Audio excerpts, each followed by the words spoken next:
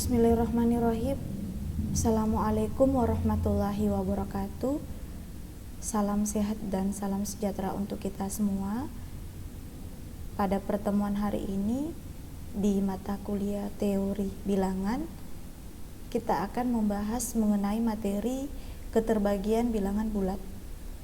Khusus untuk hari ini, kita akan membahas mengenai sifat-sifat keterbagian. Adapun yang menjadi tujuan pembelajaran pada pertemuan kali ini bahwa diharapkan setelah mempelajari materi ini, mahasiswa akan mampu memahami dan menguasai sifat-sifat keterbagian pada bilangan bulat. Nah, keterbagian bilangan bulat.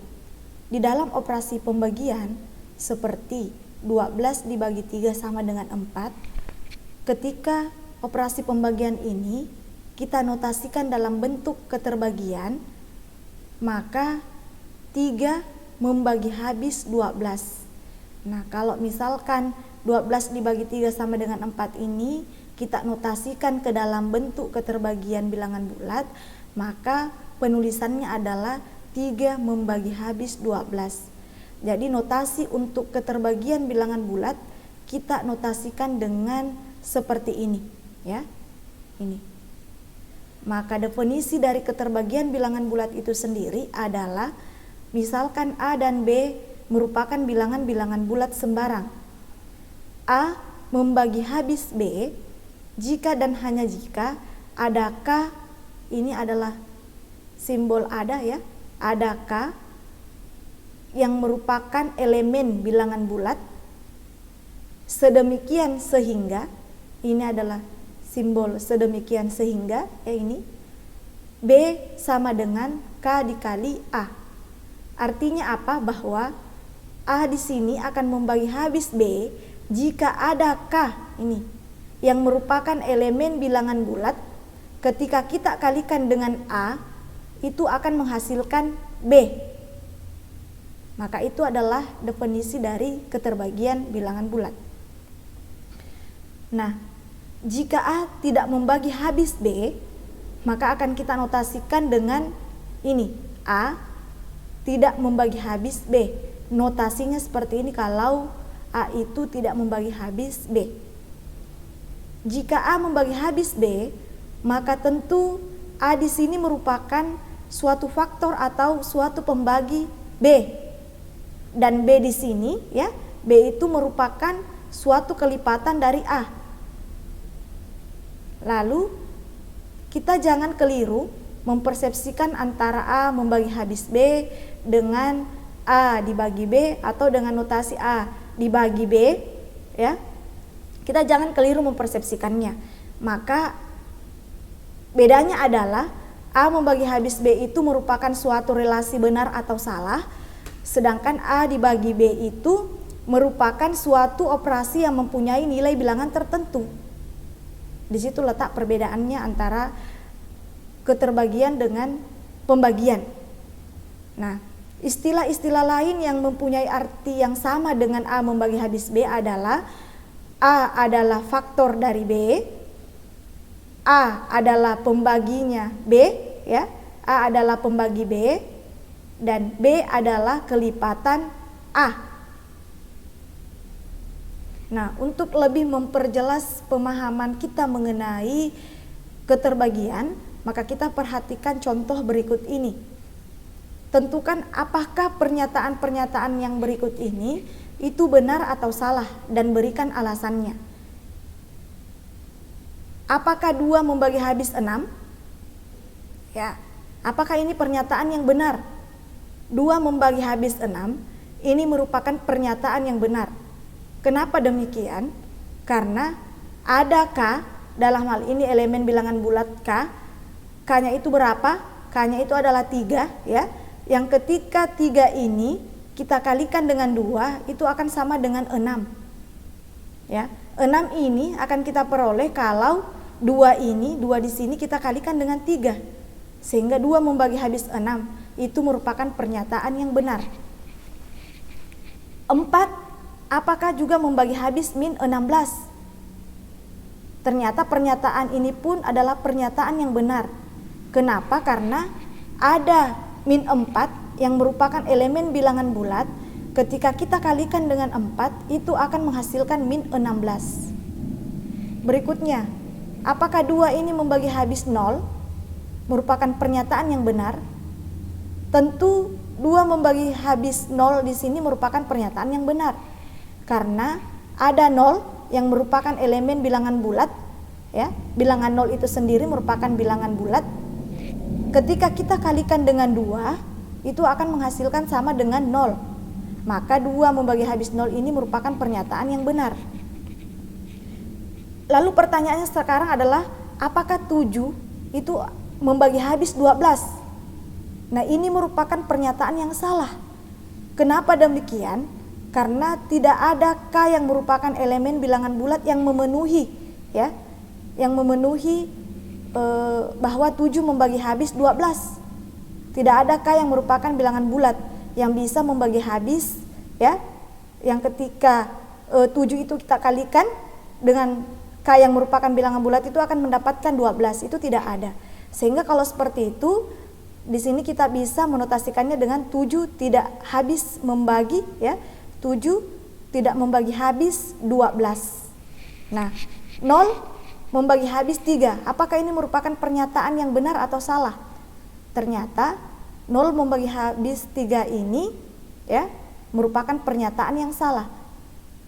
0 membagi habis 3 merupakan pernyataan yang salah. Kenapa? Karena tidak ada bilangan K, ya, sedemikian sehingga 3 itu sama dengan K dikali 0. Tidak ada K yang ketika kita kalikan dengan 0 itu akan mendapatkan 3. Tidak ada. Kalau seperti itu kita tuliskan bahwa 0 tidak membagi habis 3. Nah, berikutnya kita masuk kepada sifat-sifat keterbagian.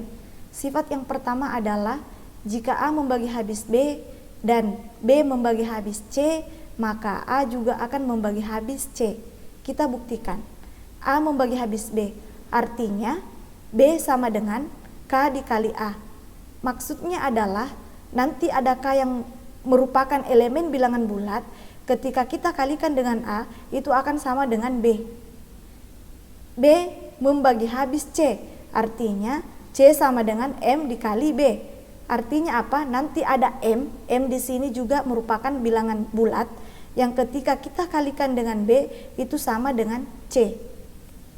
Nah, kalau seperti itu, karena yang mau kita lihat adalah apakah A membagi habis C, maka C sama dengan, ini ya, C sama dengan M dikali B. Berikutnya, C sama dengan M, B itu sendiri adalah K dikali A, sehingga M dikali K dikali A. C sama dengan KM dikali A, di sini ada sifat asosiatif ya, KM dikali A.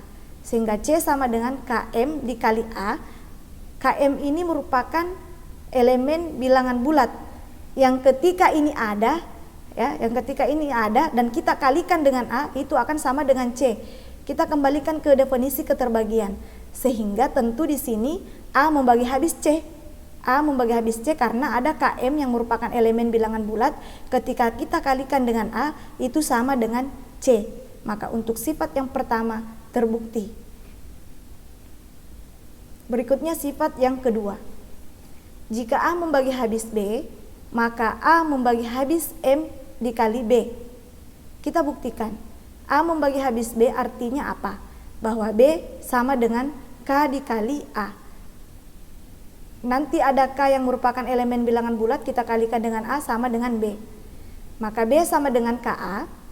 Kedua ruas karena mau kita munculkan, yang mau kita buktikan adalah A juga nanti membagi habis M dikali B. Bagaimana caranya? Maka kedua ruas antara ruas kiri dan ruas kanan sama-sama kita kalikan dengan M. Ya, di sini berlaku sifat kesamaan pada operasi perkalian. Di sini kita kalikan dengan M, di sini juga kita kalikan dengan M. M dikali B sama dengan M dikali K dikali A.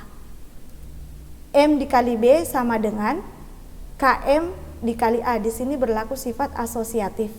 Sehingga KM ini dipandang sebagai elemen bilangan bulat yang ketika kita kalikan dengan A itu akan menghasilkan MB. Berdasarkan definisi keterbagian, maka tentu A membagi habis MB. Ya, maka untuk sifat yang kedua terbukti. Berikutnya sifat yang ketiga. Jika A membagi habis B dan A membagi habis C, maka mau kita lihat bahwa apakah A juga akan membagi habis B ditambah C. Kita buktikan. A membagi habis B artinya sama dengan ya, B sama dengan K dikali A. A membagi habis C artinya C sama dengan M dikali A. Nah, karena yang kita mau perlihatkan adalah A membagi habis B ditambah C, maka ini ya, B ditambah C. B ditambah C sama dengan B-nya itu sendiri tadi adalah K dikali A. Kemudian C-nya itu sendiri adalah M dikali A. Sehingga B ditambah C itu sama dengan K dikali A ditambah M dikali A. B tambah C sama dengan K ditambah M dikali A. Di sini berlaku sifat distributif ya, distributif perkalian terhadap penjumlahan. Nah, maka K ditambah M ini merupakan elemen bilangan bulat ya, yang ketika kita kalikan dengan A itu akan menghasilkan B ditambah C. Berdasarkan definisi keterbagian, maka terbukti bahwa A membagi habis B ditambah C. Karena nanti ada K ditambah M, kita kalikan dengan A, itu akan sama dengan B ditambah C. Maka untuk sifat yang ketiga terbukti. Berikutnya sifat yang keempat. Jika A membagi habis B dan A membagi habis C, maka A membagi habis B dikali C. Kita buktikan. A membagi habis B, artinya B sama dengan K dikali A. A membagi habis C, artinya C sama dengan M dikali A. Karena yang mau kita perlihatkan di sini adalah A membagi habis B dikali C, maka B dikali C itu sama saja dengan B-nya tadi adalah K dikali A. Kemudian C-nya tadi adalah M dikali A. Maka BC atau B dikali C itu sama dengan KA dikali MA. B dikali C sama dengan KM ya, KM dikali A. Jadi di sini tidak ada A ya. Ini di sini tidak ada A. KM dikali A. Ya. Berdasarkan definisi keterbagian, maka nanti ada KM ya, yang ketika kita kalikan dengan A itu akan menghasilkan B kali C, sehingga terbukti bahwa A membagi habis BC. Karena ada KM, kita kalikan dengan A sama dengan BC. Maka untuk sifat yang keempat ini terbukti benar ya. Berikutnya untuk sifat yang kelima. Jika A membagi habis B dan A membagi habis C, maka A juga akan membagi habis PB ditambah QC. Kita buktikan. A membagi habis B artinya B sama dengan K dikali A. A membagi habis C artinya C sama dengan M dikali A. Karena yang mau kita perlihatkan bahwa A membagi habis PB ditambah QC, maka PB ditambah QC. Ya. P dikali B itu sendiri adalah K dikali A. P dikali KA ditambah Q dikali C itu adalah sama dengan MA. Q dikali MA. PB ditambah QC sama dengan PK ditambah QM. Di sini berlaku sifat distributif perkalian terhadap penjumlahan. PK ditambah QM. Nah, kita kembalikan ke definisi keterbagian bahwa PK ditambah QM ini kita pandang sebagai satu kesatuan bilangan bulat yang ketika kita kalikan dengan A itu akan menghasilkan PB ditambah QC. Maka A membagi habis PB ditambah QC. Untuk sifat yang kelima ini pun juga terbukti. Berikutnya sifat yang keenam. Jika A membagi habis B, maka PA juga akan membagi habis PB. Ya. Kita buktikan. A membagi habis B artinya B sama dengan KA. Karena yang mau kita perlihatkan bahwa PA membagi habis PB, maka B sama dengan KA ini kedua ruasnya, ruas kiri dan ruas kanan masing-masing kita kalikan dengan P. Maka B dikali P sama dengan KA dikali P. Ini di sini berlaku sifat kesamaan pada operasi perkalian. Sehingga BP itu sendiri di sini ada sifat komutatif ya.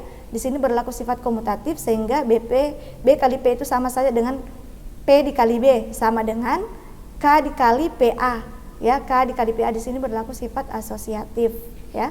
Sehingga di sini adakah yang merupakan elemen bilangan bulat ketika kita kalikan dengan PA itu sama dengan PB, sehingga terbukti bahwa PA membagi habis PB. Nah, untuk lebih memperjelas pembuktian dari sifat yang keenam ini, maka kita perhatikan ini. Jika PA membagi habis PB, maka A membagi habis B dengan syarat bahwa P tidak sama dengan 0. PA membagi habis PB artinya bahwa PB sama dengan K dikali PA. Nah, ini langsung saja kita coret P di ruas kiri dengan P yang ada di ruas kanan, sehingga tinggal B sama dengan KA. Nah, di sini adakah yang merupakan elemen bilangan bulat ketika kita kalikan dengan A, itu akan menghasilkan B berdasarkan definisi keterbagian. Maka tentu terbukti bahwa A membagi habis B. Maka terbukti untuk sifat yang keenam dari sifat keterbagian ini. Berikutnya sifat yang ketujuh. Jika A membagi habis B dan C membagi habis D, maka AC juga akan membagi habis BD. Kita buktikan. A membagi habis B artinya B sama dengan K dikali A. C membagi habis D artinya D sama dengan M dikali C. Karena yang mau kita perlihatkan bahwa AC membagi habis BD, ya, maka BD sama dengan B-nya tadi adalah K dikali A. Kemudian D-nya itu sendiri adalah M dikali C, sehingga B dikali D, BD sama dengan KA dikali MC. BD sama dengan KM dikali AC, ya. Ini sama saja, KA dikali MC sama saja dengan KM dikali AC. Nah, KM ini merupakan elemen bilangan bulat yang ketika kita kalikan dengan AC itu sama dengan BD. Sehingga berdasarkan definisi keterbagian, maka AC ini membagi habis BD. Terbukti untuk sifat yang ketujuh. Nah, untuk lebih memperjelas pemahaman kita mengenai materi sifat-sifat keterbagian, maka kita perhatikan satu contoh soal berikut. Kita buktikan bahwa jika A membagi habis B dikurang 1, maka A juga akan membagi habis B berpangkat 4 dikurang 1. Kita jawab, A membagi habis B dikurang 1. Artinya apa? Bahwa B dikurang 1 ini sama dengan K dikali A. Nanti ada bilangan bulat K, ya, dikalikan dengan A, itu akan menghasilkan B dikurang 1. Nah, berikutnya yang kita lakukan adalah B berpangkat 4 dikurang 1. Kita uraikan dulu ini B berpangkat 4 dikurang 1. Sama saja dengan B berpangkat 2 dikurang 1 dikali B berpangkat 2 ditambah 1. Ya, kita uraikan ya. B berpangkat 2 kurang 1 itu sendiri sama saja dengan B kurang 1 dikali B tambah 1. Nah, langsung saja dikali dengan kita turunkan ini B berpangkat 2 ditambah 1. Sehingga A membagi habis B berpangkat 4 dikurang 1, artinya B berpangkat 4 kurang 1 itu sama dengan, ini kita ambil di sini, B kurang 1 dikali B ditambah 1 dikali B berpangkat 2 ditambah 1. B berpangkat 4 dikurang 1 sama dengan B kurang 1 itu tadi sendiri adalah K dikali A. Sehingga KA dikali, ini ya, B kurang 1 adalah KA. KA dikali, ini B tambah 1, langsung saja kita turunkan, B tambah 1 dikali B berpangkat 2 ditambah 1. B berpangkat 4 dikurang 1 sama dengan, ini sama saja, penulisannya ini sama saja kalau kita tulis seperti ini, K dikali B ditambah 1 dikali B berpangkat 2 ditambah 1 dikali A. Nah, berdasarkan definisi keterbagian, maka akan kita dapatkan pembuktian bahwa A membagi habis B berpangkat 4 dikurang 1 jika ada K dikali B tambah 1 dikali B berpangkat 2 ditambah 1, kita kalikan dengan A, itu akan menghasilkan sama dengan B berpangkat 4 dikurang 1. Artinya seperti itu. Maka terbukti bahwa A membagi habis B berpangkat 4 dikurang 1. Maka untuk contoh soal berikut, bahwa jika A membagi habis B dikurang 1, maka A juga akan membagi habis B berpangkat 4 dikurang 1. Ini terbukti benar. Nah, dengan berakhirnya satu contoh soal tadi untuk materi sifat-sifat keterbagian pada pertemuan hari ini, maka untuk pertemuan hari ini kita cukupkan sampai di sini. Saya akhiri dengan ucapan sekian dan terima kasih. Billahi fi sabilil haq fastabiqul khairat. Wassalamualaikum warahmatullahi wabarakatuh.